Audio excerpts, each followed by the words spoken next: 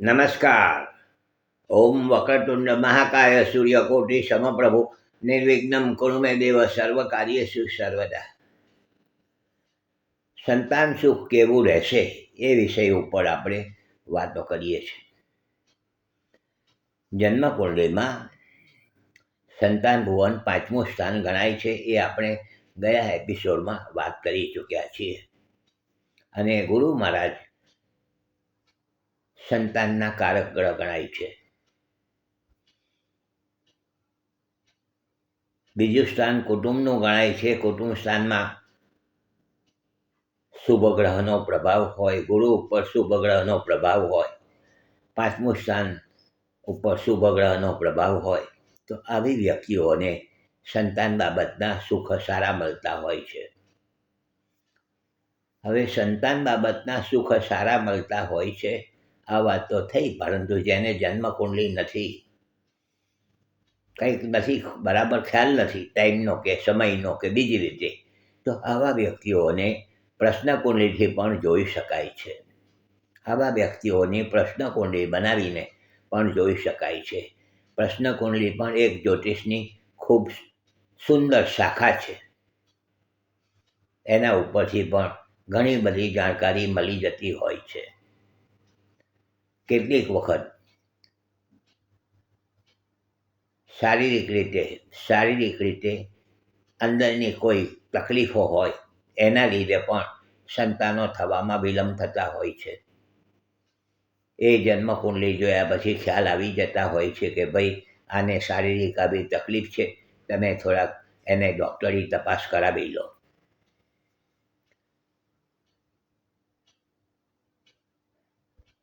તો આ અલગ અલગ રીતે સંતાન સુખનું જોઈ શકાય છે.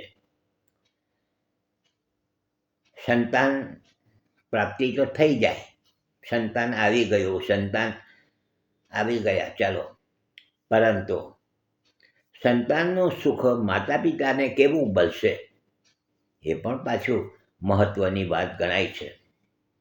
સંતાન, બાળકનો જન્મ થઈ ગયો, મોટા થયા સંતાન, માતા પિતા એને ભણાવ્યા કે ધંધે લગાડ્યા કે નોકરીએ લગાડ્યા કે જે કંઈક પોતાની રીતે, પરંતુ આ સંતાનનું સુખ માતા પિતાને કેવું મળશે એ પણ પાછું બહુ મહત્ત્વની વાત આજના સમયમાં ગણાય છે.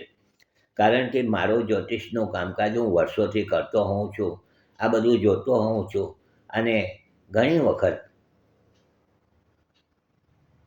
મને આવા જેને કહેવાય કે લોકોના પ્રશ્ન અને વાતો સાંભળું છું તો આ બધું જોવાનું ઘણી મને જાણકારી થાય છે, જિજ્ઞાસા થાય છે.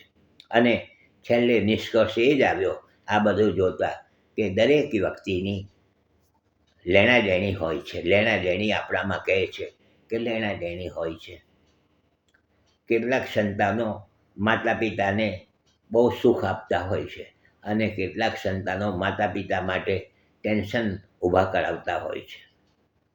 અમે જોયું છે, મારા વર્ષોના અનુભવે, જ્યોતિષ શાસ્ત્રના અનુભવે કહું છું અને આમ પણ જાણું છું, પરંતુ મને એમ લાગ્યું કે આ બધું લેણદેણ છે, આગલા જન્મના જે કંઈ કર્મ કર્યા હોય લેણદેણ છે, તે કોઈ પણ રીતે આમાં જન્મકુંડળી જોયા પછી ખ્યાલ આવી જતો હોય છે.